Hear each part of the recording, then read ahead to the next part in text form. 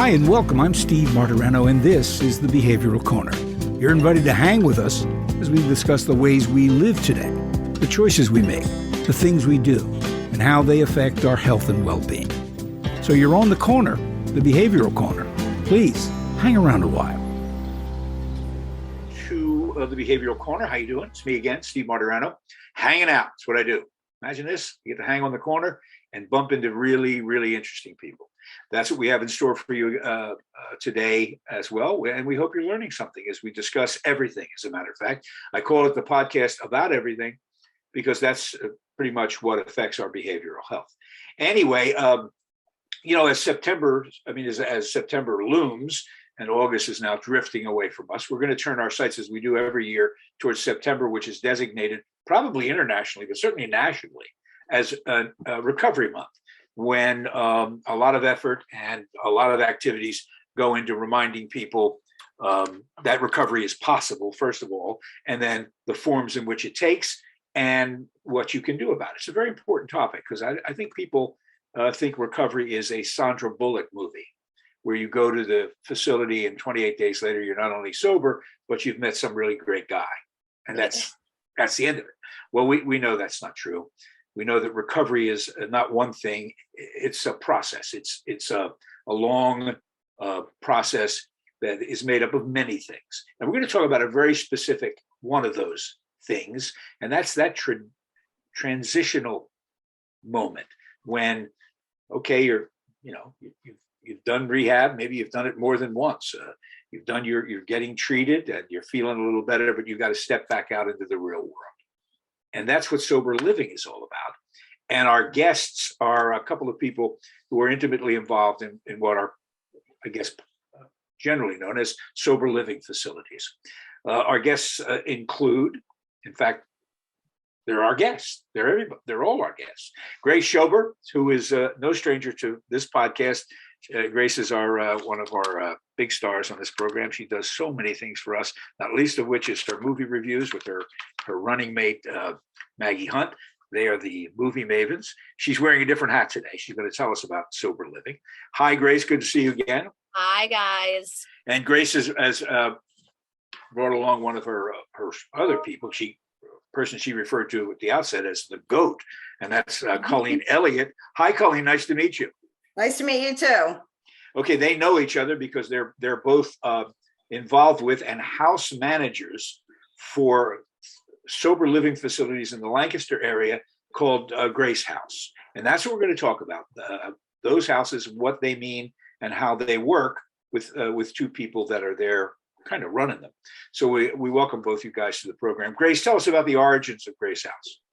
Yeah, so Grace House started when, as everybody on the corner knows, I'm in recovery, long-term recovery, and I, during a rough patch, was, kind of went missing, wasn't doing well, and my parents had bought this house for me and my kids to live in during like a period of sobriety, and I just couldn't stay sober to get the house. And so they decided to turn it into a sober living home for women because they thought if they couldn't save their daughter, they want to save somebody else's daughter. So that's how Grace House started.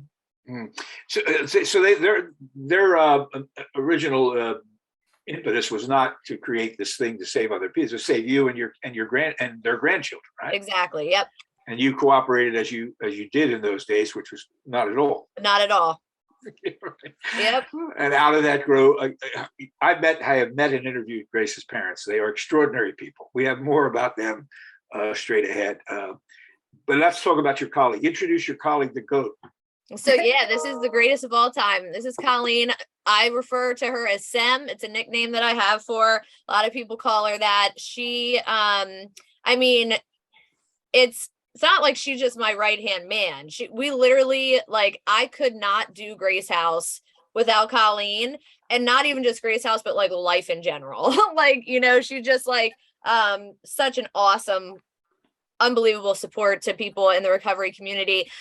She is a Grace House alum, turned assistant manager, and then turned one of the lead house manager. It's just me and Colleen that run Grace House. So she is an alum of Grace House, and she's in long-term recovery as well.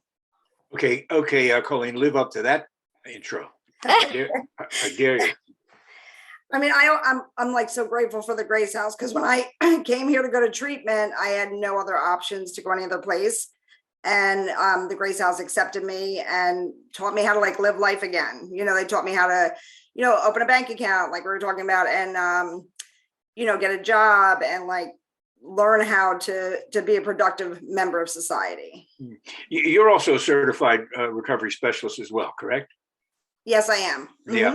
Yeah. Well, you know what? That's what I really wanted to talk about, because as I said, most people don't really, unless it affects you, unless you see how difficult recovery is, whether it's from substance abuse or mental health issues, most people don't know what that looks like, what that even looks like.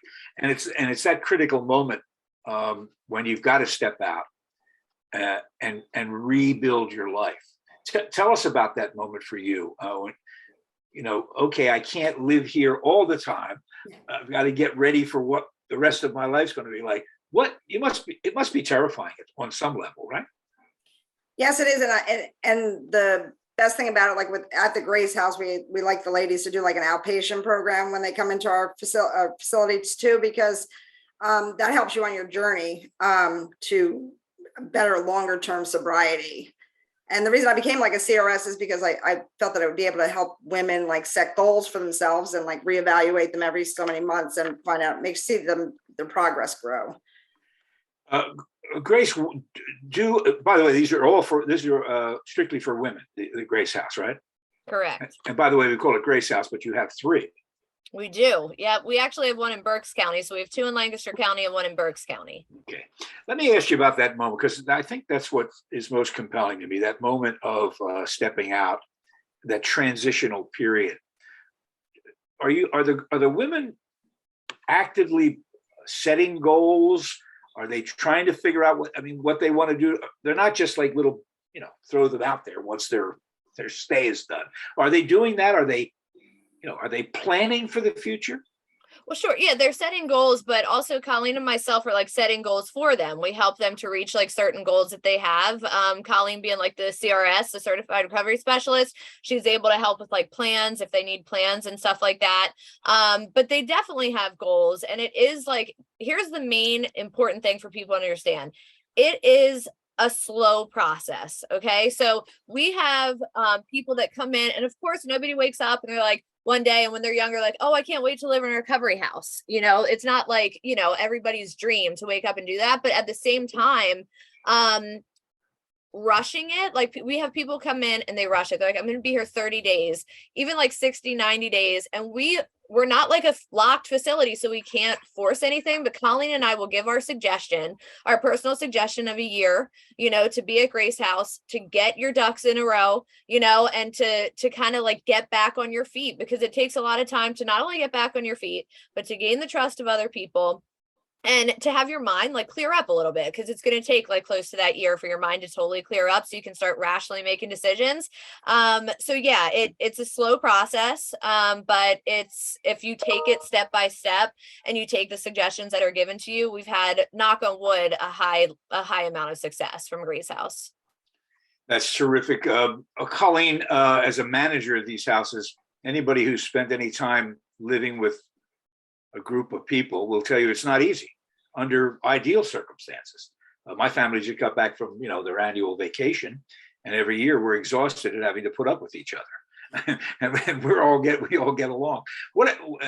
How hard is it to get women who often fragile and confused and in crisis to live communally and get along? What do you have to do to make that happen, Colleen, or help that happen? I believe like listening to the women, if they're having a tough time, to go over there and sit with them and just listen to what they're going through, and, share my experience of living in a house. And I was also a manager while I was in the house at some point too. And we try to explain to them that like the life skills we're teaching you now is going to help you when you get out of here, because you're going to be living probably with somebody else. If you get married, you're going to be living with the husband. If you have kids, you're going to have, you're going to have your kids. And so we try and explain to them, like, when I leave my house today, I have a roommate. And I'll say to her, hey, I'm going to the store. So she knows where I'm at. So that's why we're telling them, like, this is just starting you onto like a journey of life skills. Mm-hmm. Great structure must be very important. Tell us about the thing. I mean, you just don't come in and get a room and make yourself comfortable. There are rules at Grace House, correct? There are rules. Now we're like a step below halfway house and a step above independent living. So Colleen and I, like, management doesn't live on site, but we have senior residents and we have house presidents that have been with us for a while. Our longest standing resident, I think, has been with us for 4 years. Colleen, correct me if I'm wrong. And so the structure is we have a limited amount of rules, but the rules we have we're very strict on. And Colleen and I are both old school when it comes to AA. So with AA and NA, like recovery programs, we are very strict about that. We think that that's the best thing that can lead you onto like long-term recovery. So we are very on top of it. Colleen is known as like the meeting police. She makes sure that like people get to their meeting. She knows where they're at, you know, what time, like all that kind of stuff. And so, yeah, the way that we kind of are able to like play off each other, like she'll take care of these certain things, I take care of these things. It's really just like collectively like it's just like a group effort for me and Colleen, but it's also like for the ladies, they know that we don't play around. And you know, like we do tough love for sure, but like, and we love our ladies, but we definitely don't play around when it comes to sobriety and the program and stuff like that. Colleen, are AA meetings held in the house or no? Well, once a week, I mean, once a month, the ladies get together, they come together and they have pizza and they do a meeting together. But other than that, they need to take each other to meetings. And that's one of the rules in the beginning. When you're on your first 21 days, you need to be able to reach out to other women in the house to take you to a meeting, because this way they learn to, like, you know, be able to ask other people for things. Because when we first come in, we don't want to ask anybody for help. So we really strive on the women getting together and going to meetings together. And good point, really quick. I'm just going to jump in. I kind of forgot to mention, we do have a phase process. When you were talking about like kind of moving out from the house, we have a phase process. So people move through certain phases. They start off like really strict, and then you kind of just like level it down so that you're getting more and more used to independent living. That's a terrific idea. I guess it also allows the women to chart progress. Oh, I moved up. I moved forward. Otherwise, I guess it would seem like, well, this is it. I live here now, which is not the goal. You made a distinction just a moment ago. I want you to elaborate on either one of you about where you sit in that continuum between halfway houses and independent living. What's the difference between Grace House and a halfway house? So halfway house is they have staff that live on site. They monitor, like hand out all of your medication, because we do monitor medication. Like if we definitely check people's medication, we make sure that, you know, they're not like over medicated, under medicated, that kind of stuff. But we're not doctors and we're not therapists. So we're not there's no staff technically that lives on site. So that's what kind of differentiates us. We're a little bit less structured when it comes to like the sober living halfway house thing. Colleen, what's been your experience with, pardon me, with the majority of women that have passed through Grace House when they are in that situation of probably the most freedom they've had in a very long time? Are they conscientious about that, or do they take advantage of it?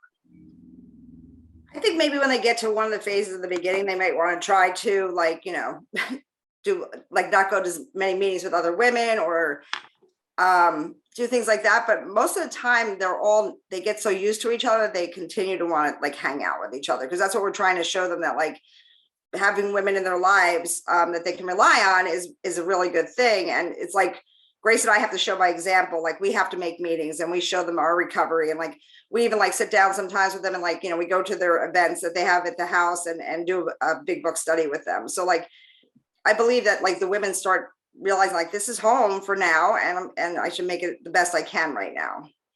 Do you have any rules governing what kind of medically assisted treatment that your women can or cannot be on, or is it utterly abstinence based? So the only thing, we do not accept methadone. That definitely requires, like, in my opinion, therapy, doctor oversight, all that kind of stuff. We do allow certain medicated assisted treatment, which would be like Suboxone or Sublocade. That is going to be monitored though. So if somebody's on Suboxone, we do check that medication to make sure that's being taken appropriately. Sublocade is a shot, so we don't have to monitor that. That's just given to them. And I don't know if like you consider this that, but we absolutely do not allow medical marijuana or anything like that. It's not something that we believe in at the Grace House. And so for us, that is a no. Mm-hmm, mm-hmm. Yeah, boy, we're gonna be revisiting the marijuana issue. We've done it a couple of times. Very complicated issue. As you know, it got something being legalized all over the country, and people don't quite understand what we're dealing with yet. Colleen, and both of you to this one, you two have, as they say, been there and done that, Mm-hmm. and so that puts you in a very unique position to monitor a situation like that. Are there any games you have not seen played? Are there any hustles that these people try to run on you that surprise you, or have you seen it all? I think as of right now, I think we've seen a lot. We can definitely tell if somebody's trying to pull the wool over our eyes. And they may keep on doing it for a week or two, but by the end, it's going to come out in the wash. It's going to it's going to show its face, right? So it's really tough to get one over on me and Colleen. It's really tough. We've kind of seen everything. A lot of the rules that are at Grace House are because they're rules that we broke. And so that's now why, the rules are implemented the way that they are. They always say like one person ruins it for everybody. We were those one people that like ruined it for everybody and had to have strict, procedures in place for certain things. But I don't, if I miss something, Colleen catches it. If Colleen misses something, I catch it. It's just like really hard to get it over on both of us. Yeah, I don't have any trouble believing that. What happens though on the occasion when, unless I'm mistaken, there must be situations where it's not working for an individual. They can't seem to follow rules. Are they asked to leave? Does that work? Does that happen? So I would say that we try our best to not have to dismiss somebody. A lot of other places don't. I mean, we have people that come to us that were just locked out of their other houses and had nowhere to go and like all that kind of stuff. But so if somebody's having a hard time with rules, we understand that these aren't like all little angels and Catholic schoolgirls coming into the Grace House. Everybody's got baggage. There's like issues going on, whether it's addiction, mental health, and all that kind of stuff combined. So we're not looking for perfection. We're striving toward just getting better. Mm-hmm. And we know that there's going to be issues with rules. We know there's going to be issues with, life skills and all that kind of stuff. Now, if somebody is just like absolutely, just defiant, they're causing like a really like a turmoil in the house, we will what we try and do is move them to another house that maybe it works better there, and if it doesn't work better there, then we will ask them to kind of look for something else. Now if somebody relapses, they're out within 30 minutes, but we try, if somebody doesn't relapse, we try our hardest to be able to make it work. Colleen, do you and if you do, how often do you drug test your residents? We test once a week, and then random if we have a cause to do that. They get breathalyzed once a week at a house meeting that they must all participate in once for an hour a week. We have like a meeting just to see what's going on in the houses. But if there is cause for anything, one of us will go over. Depends on it doesn't even matter what time it is. We just go over and make sure everything's safe. How many women live in a house? So it depends. At the one house, we have 8. The other house, we have 10. That's our largest house. And then we have 4. And those are for like the further along residents that have been with us for a very long time. It's called Grace House Next Step. So they're like even closer to independent living. And there's 4 single rooms at that house. When they come in, they understand that is the goal, independent living. This is not the way you're going to live the rest of your life. That's the goal. Correct. Mm-hmm. So let me ask you both, Colleen, jump in here. When you got to Grace House, was it primarily to continue, well, I know it was to continue your recovery, but what was your economic situation? I'm guessing that a lot of women are at Grace House because economically they just don't have any resources. Is that the situation with many of the women? Yeah, it's hard to get any kind of funding for recovery. When I came in, my ex-husband was just done with me. He just was not going to, co-sign anything that I'm doing anymore. And, economically, it was a great place to start to learn how to do my bills and pay my rent, because I don't remember paying that when I was out there on the streets. I didn't pay rent. I just did whatever I wanted to do. So I had to really start learning how to do financial things. And, it definitely, people come to the recovery houses sometimes is because financially they can't go anyplace else. Yeah. I've told this to many people, and they say, well, what do they have to learn once they stop using? And I go, you have no idea. I mean, it really is starting from ground zero, try to put your life back together. Grace, let me ask you, since your family was instrumental in starting Grace House, how long ago did the first house open? It'll be, I think it's 10.5 years. Yeah. In terms of sober living facilities, that's a long time. Yeah, there was only one other, Sam, I think that's right, one other sober living home in the Lancaster County area. And now there's an unbelievable amount, but we've been around for a long time. Yeah. I want to ask you about the beginnings of it. Sober living facilities started out sort of spontaneously. I mean, there was no big companies opening sober living facilities. These were, I use the phrase advisedly, although in your case it's perfectly fit, they were mom and pop operations.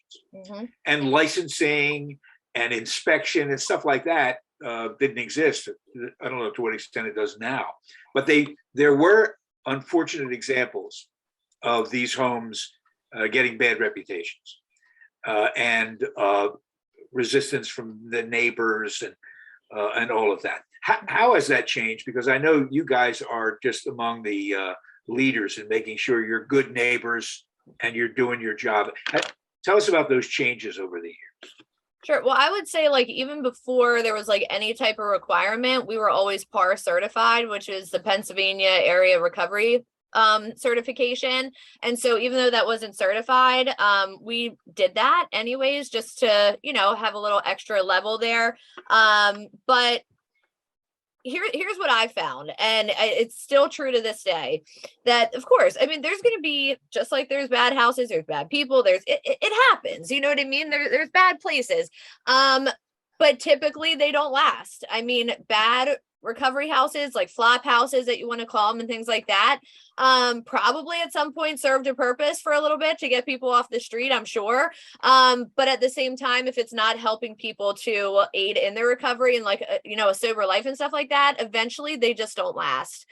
Because the thing is, if you're not strict about people staying in recovery, they're going to be using, they're not going to spend their money on rent. You can't keep a house afloat. You have to get rent, because we're not state funded. You're not funded by anything except for the rent that's paid by the residents. We call it the guest fee because it's not technically a rental.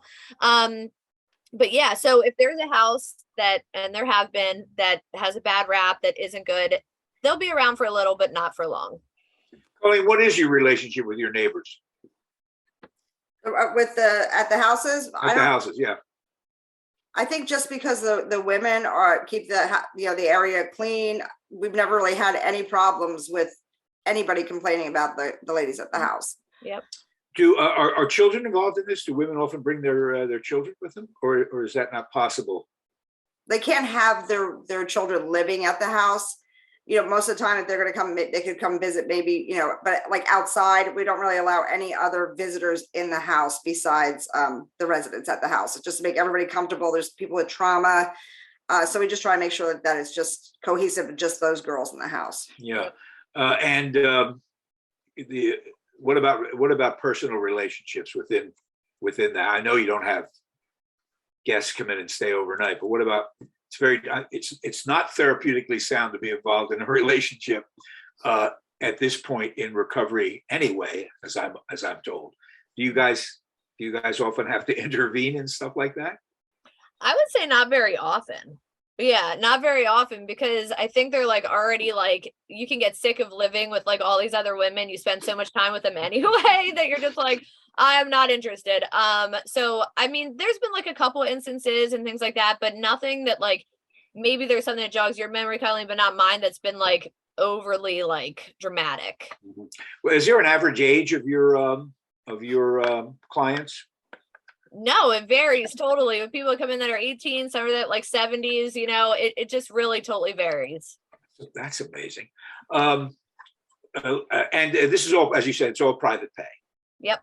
And people can go on the Grace House website and find out all that stuff. Are you open to, if somebody said, I'd like my daughter or my wife to maybe avail themselves of this, you're okay if they come and check you out, right? Come to the house and see what's going on.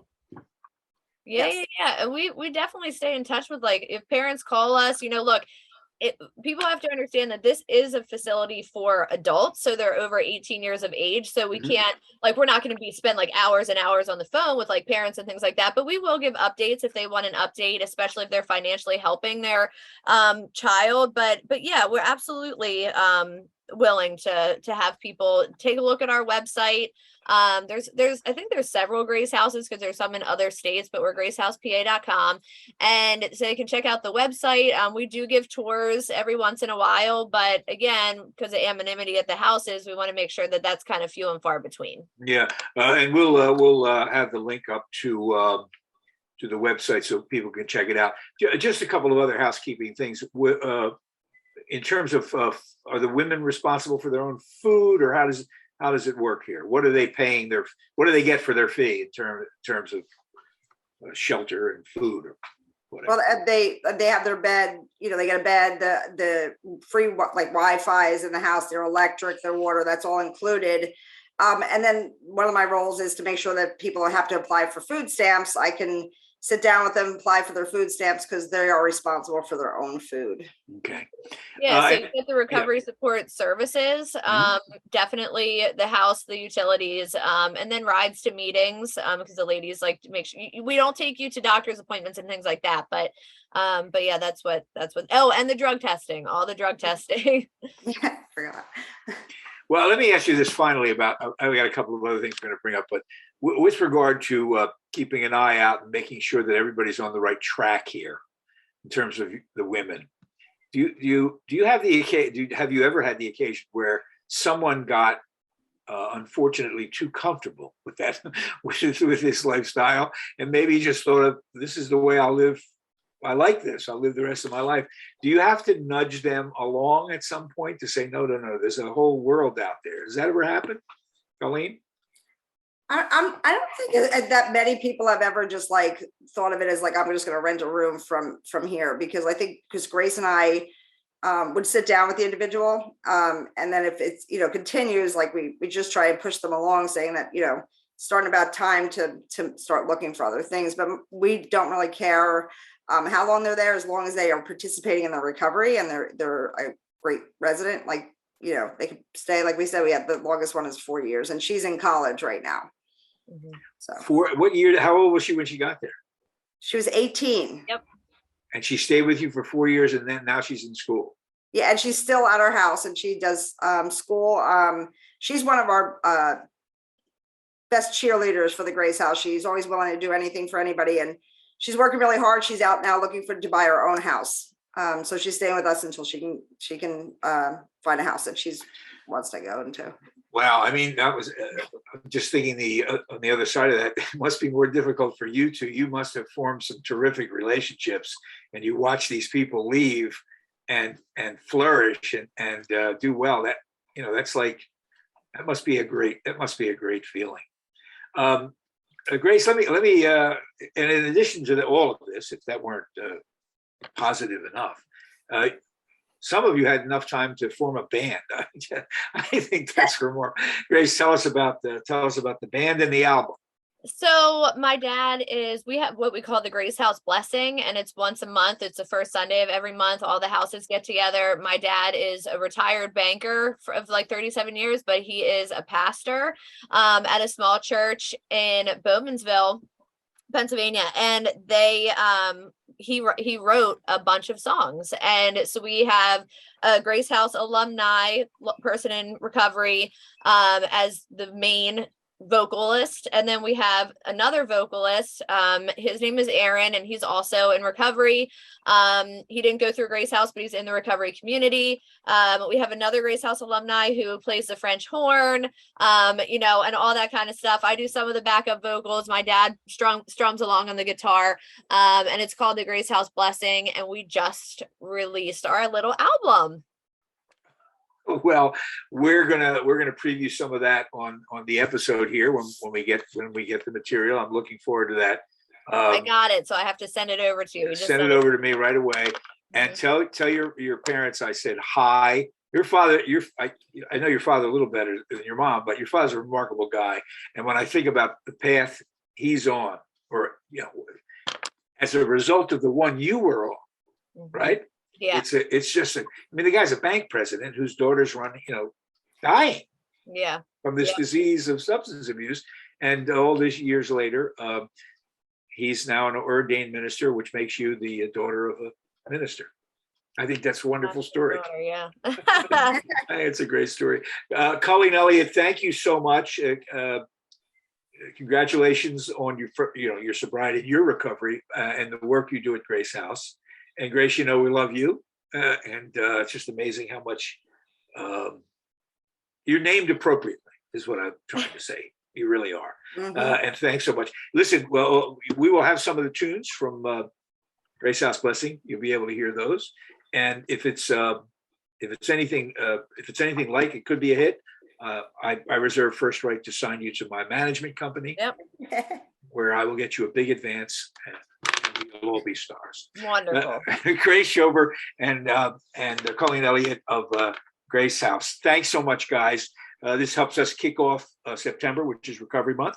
And look for us. You know how to do it on Facebook. You find us and Apple Podcasts and all of that. We appreciate your time and your attention, and we'll catch you next time. Bye-bye, ladies. Bye-bye. Bye. Thank you. Retreat Behavioral Health has proudly been serving the community for over 10 years. Here at Retreat, we believe in the power of connection and quality care. We offer comprehensive, holistic, and compassionate treatment from industry-leading experts. Call 855-802-6600 or visit us at www.retreatbehavioralhealth.com to begin your journey today.